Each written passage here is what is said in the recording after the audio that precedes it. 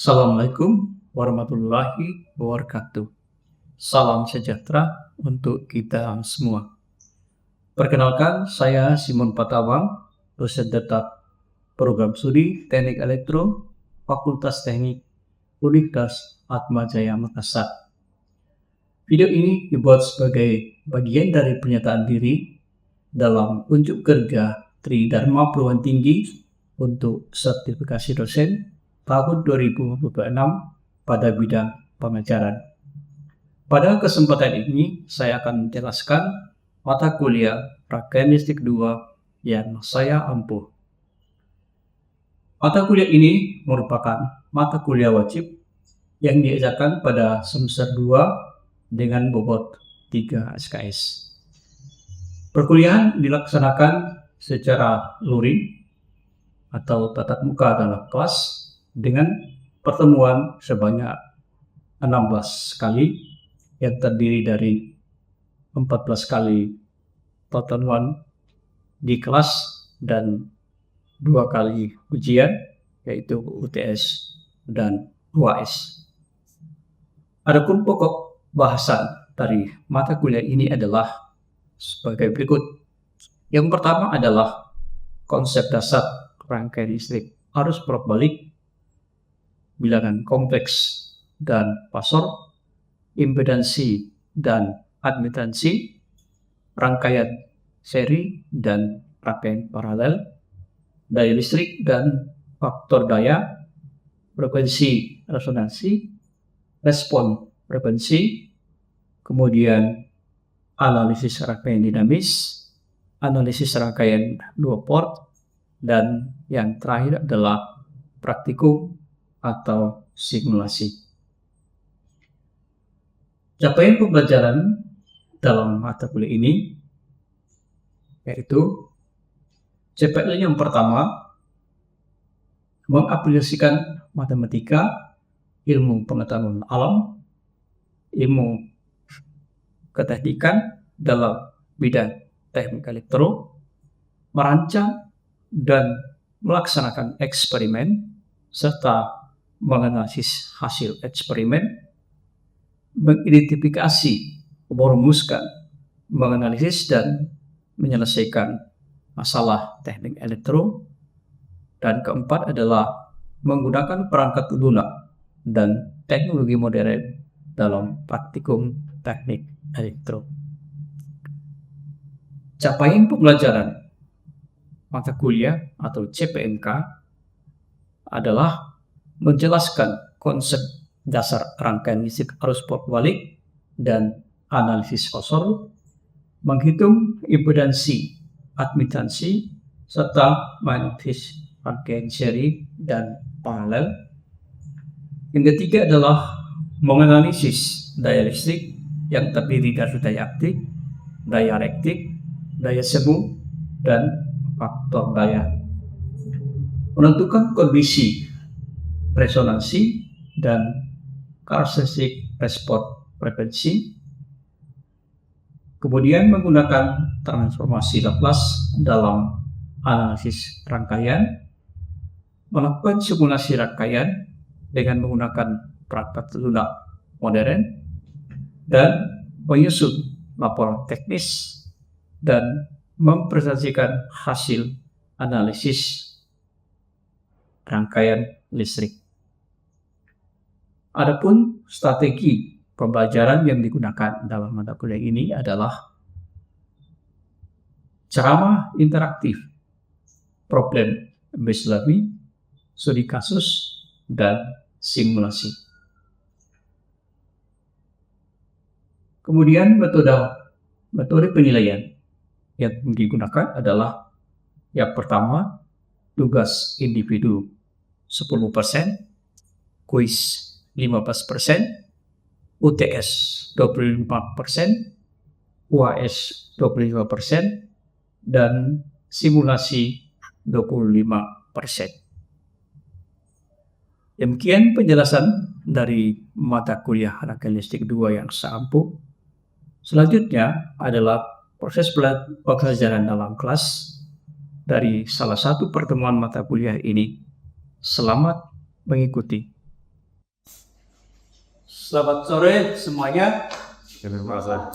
Ya, pada pertemuan kita hari ini kita akan membahas rangkaian AC LNC CD. Nah, sebelum kita masuk ke materi C, saya akan membahas kembali atau bertanya tentang pengenalan komponen yang sudah kita pelajari, R, L, dan C. Masih ingat sifat dari rangkaian atau komponen R dalam rangkaian? Kalau R sifatnya apa? Ada sifat resistif, induktif, dan kapasitif. Nah, kalau R sifatnya apa? Ya, baik. Sifatnya adalah resistif. Nah, kalau komponen L dalam rangkaian arus bolak-balik sifatnya bagaimana?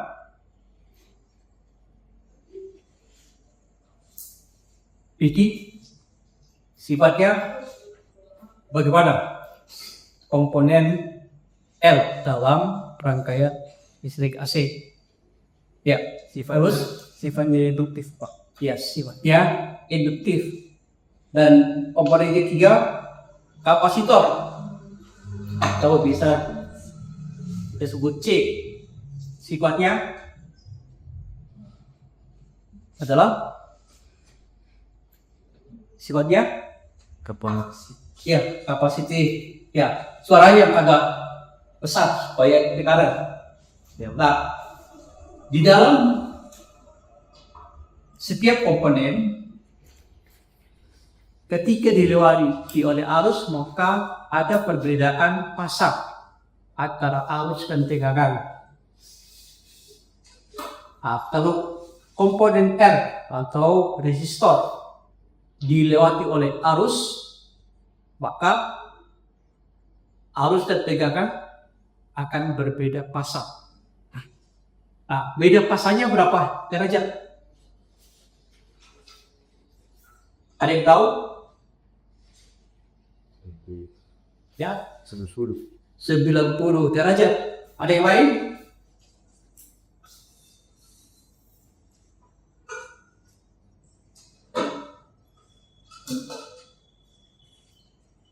Yang benar adalah 0 derajat.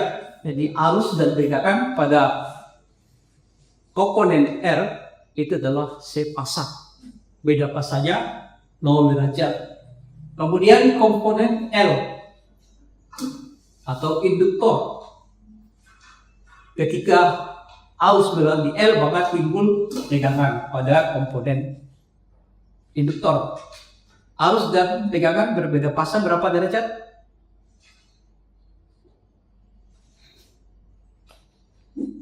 Masih kan? Jadi ada istilah lagging dan leading. Lagging artinya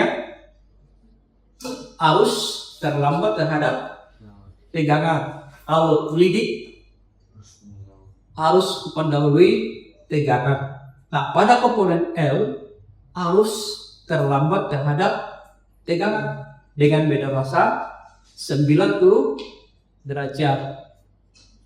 Nah, kemudian pada komponen kapasitor beda fasa antara arus dan tegangan berapa derajat? Masih ingat?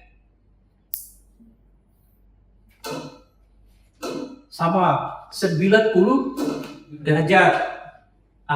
Perbedaannya adalah pada kapasitor arus mendahului tegangan sebesar beda fasa 90 derajat, sedangkan pada induktor arus terlambat terhadap tegangan dengan beda fasa. Pada induktor arus terlambat terhadap tegangan. Kemudian pada kapasitor arus mendahului tegangan sebesar 90 derajat. Ya, baik. Kita akan lihat ke materi kita untuk hari ini.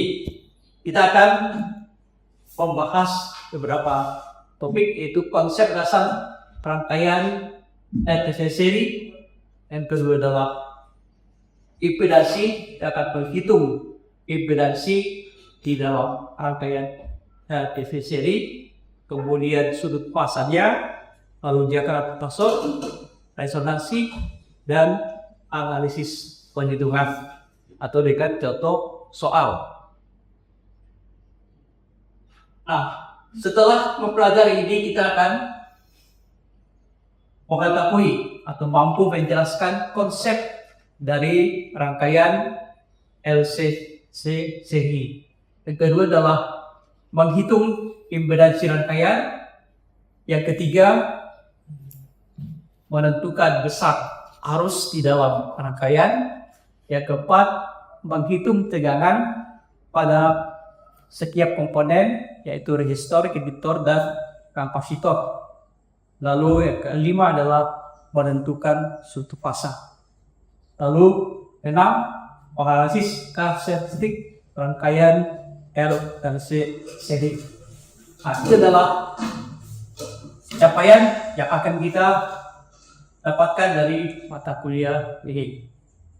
Nah, rangkaian LC seri terdiri dari 3 komponen, yaitu R, L, dan C. Ya, seperti tadi kita sudah ingat kembali sifat-sifat dari setiap komponen ini. Nah, jadi ini akan kita hubungkan menjadi satu rangkaian dengan hubungan seri. Nah, rangkaian seri adalah kita gambarkan seperti ini. Ada R, dan di sini kita akan lihat ada R, L, dan C. Kemudian kita beri sumber tegangan sebesar P. Nah, jadi ketiga komponen ini kita hubungkan secara seri. Nah, perhatikan di sini bahwa dalam perhitungan nanti, ketika kita menghitung besarnya impedansi, besarnya arus, maka L di sini kita harus mengubahnya menjadi satuan ohm. Jadi L ini satuannya apa? Satuan dari komponen induktor adalah ini mana? Ada ohm, ada Henry, ada farad. Satuan dari komponen L apa? Ya mana? Ohm, Henry, farad. Ya, Henry. Tuh. Jadi ini satuan dasarnya adalah Henry. Ketika kita menjadikan satuan ohm, maka kita harus menghitung reaktansinya menjadi simbol XL. Nanti kita akan lihat rumusnya. XL itu sama dengan omega dikali L. Kemudian C, kapasitor. Kapasitor juga kita ubah menjadi satuan ohm dengan rumus XC sama dengan 1 dibagi omega C. Jadi satuan dasar dari kapasitor adalah apa? Satuan dari kapasitor. Tadi ada ohm, ada Henry, ada farad. Ya, farad, betul. Jadi ini adalah rangkaian seri. Nah, jadi nanti ketika kita beri sumber, maka ada arus pengalir dan sumber menuju ke setiap komponen. Nah, kita perhatikan di sini bahwa arus I itu mengalir melalui R, XL, dan XC. Artinya arus di dalam rangkaian itu sama. Nah, ketika arus melewati R, maka timbul tegangan sebesar PL. Ada komponen L. Komponen L. Kemudian pada XL timbul tegangan sebesar PL, yaitu I dikali XL. Lalu pada komponen J timbul tegangan sebesar PT Oke, sampai sini ada yang mau ditanyakan?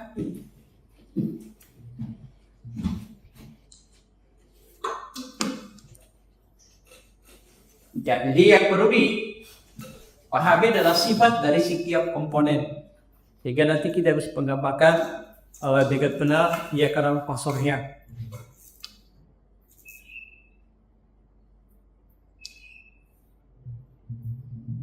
Jadi arus dalam rangkaian. Tadi kita ketahui bahwa arusnya sama untuk setiap komponen. Sehingga berdasarkan menungkop rumus tegangan adalah V sama dengan I dikali Z. Berarti arus sama dengan I sama dengan V dibagi Z. Di mana Z tadi kita sudah hitung bahwa Z sama dengan akar terpangkat 2 plus dalam kurung XL XT kuadrat.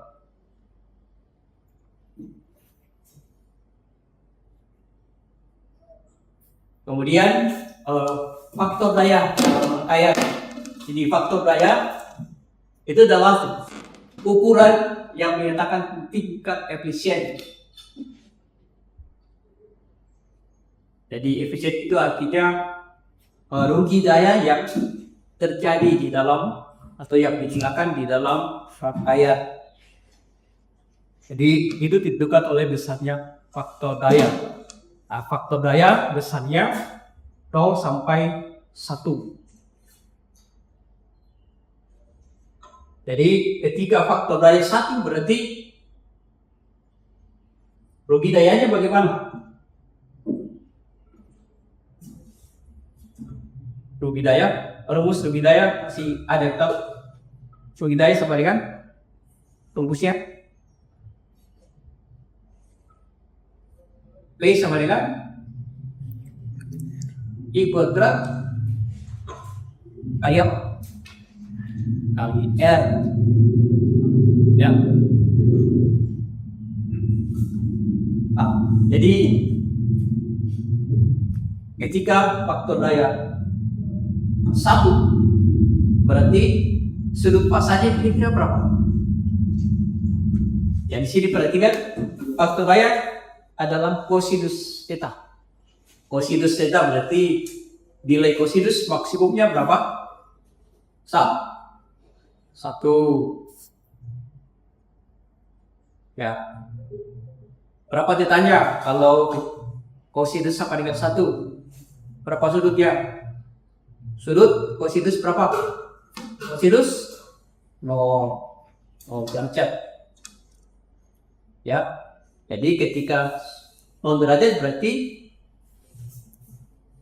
komponen apa yang menghasilkan sudut pasang 0 derajat adalah komponen resistor N. Ya, jadi ya nanti pada materi selanjutnya kita akan membahas tentang daya.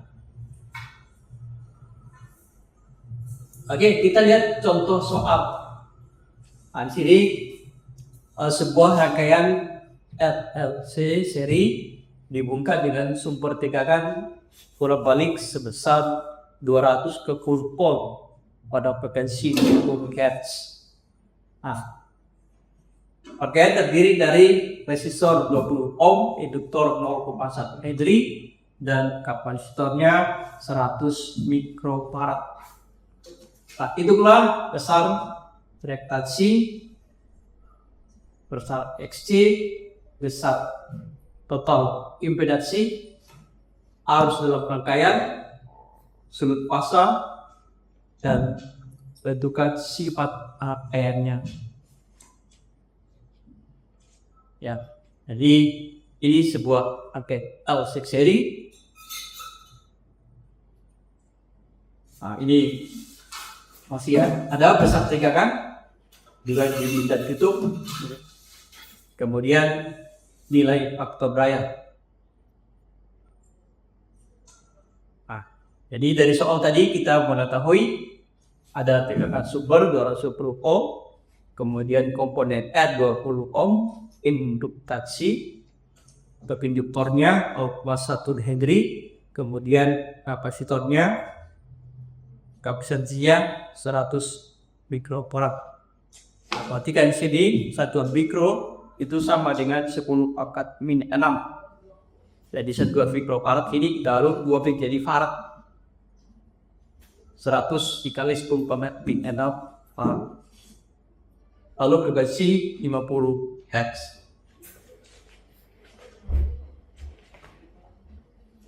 Yang pertama XL. Tadi kita sudah rumusnya, XL adalah omega L, di mana omega sama dengan 2 pi F kali L. Di sini XL-nya 2 pi kali F. Kita masukkan nilainya 2 pi sama dengan 3,14, frekuensinya 50 Hz, dan induktornya memiliki induktansi sebesar 0,1 Henry. Hasilnya adalah 31,4 ohm. Kemudian reaktasi kapasitifnya dengan rumus XC sama dengan 1 per 2 pi kali C. Kita masukkan nilai-nilai variabelnya. Kita dapatkan XC sama dengan 31,85 ohm. Kemudian impedansi, kita gunakan rumus impedansi dari Z sama dengan akar R, maka 2 ditambah dalam bentuk XL min XC kuadrat, di mana XL dan XC tadi kita sudah hitung besarnya adalah 31,4 min 31,85, hasilnya adalah 0,45 ohm. Nah, sehingga kita masukkan ke dalam persamaan Z, kita dapatkan bahwa impedansi rangkaian adalah 20,01 ohm.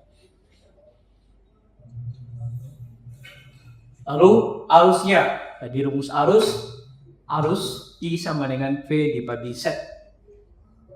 Tekanan tadi 210, lalu impedansinya 20,01, kita dapatkan arus 10,99 akar.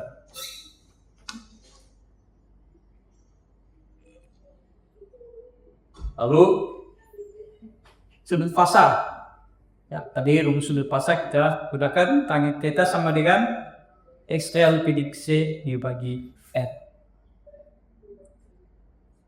Kita masukkan nilainya, lalu kita dapatkan theta sama dengan pi 1,29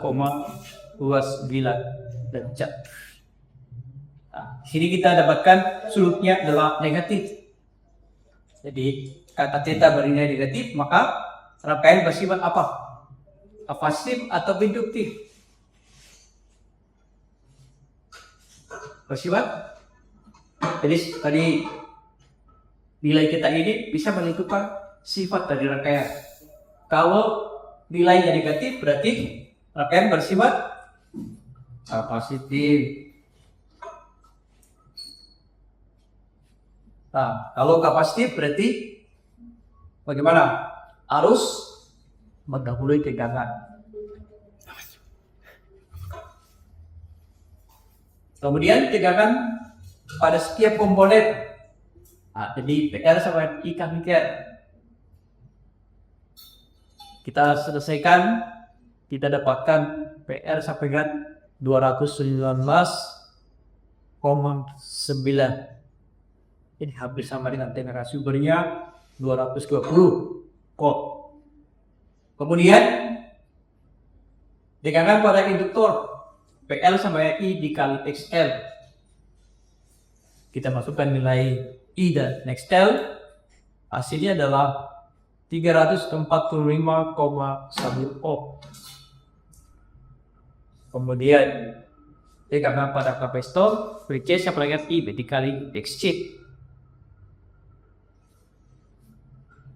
Jadi PC sama dengan 350 ohm. Nah, sini kita dapatkan diagram Poisson-nya. Nah, di diagram Poisson ini kita menghitung total dari tegangan. Jadi P sampai dengan akar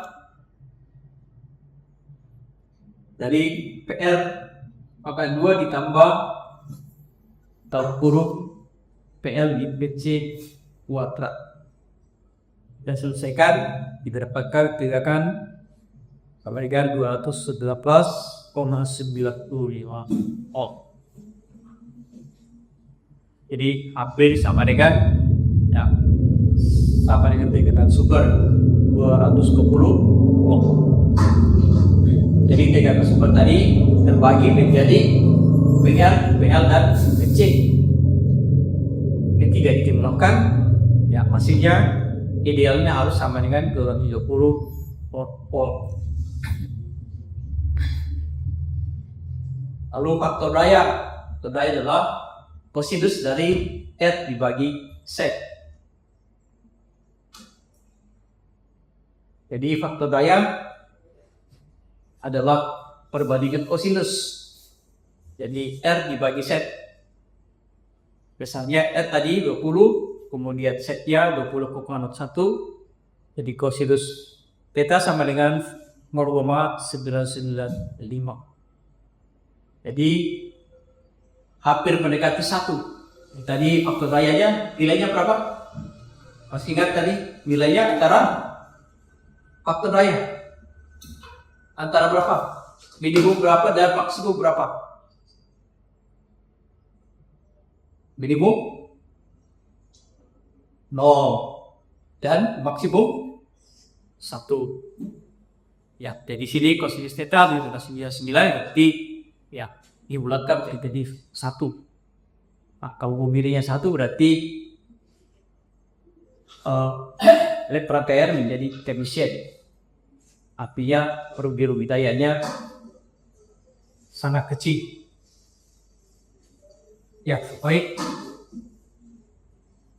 Sampai di sini materi kita. Sebelum kita tutup, ada pertanyaan? Tidak ada? Oke, di abadi sini pertemuan kita. Selamat belajar.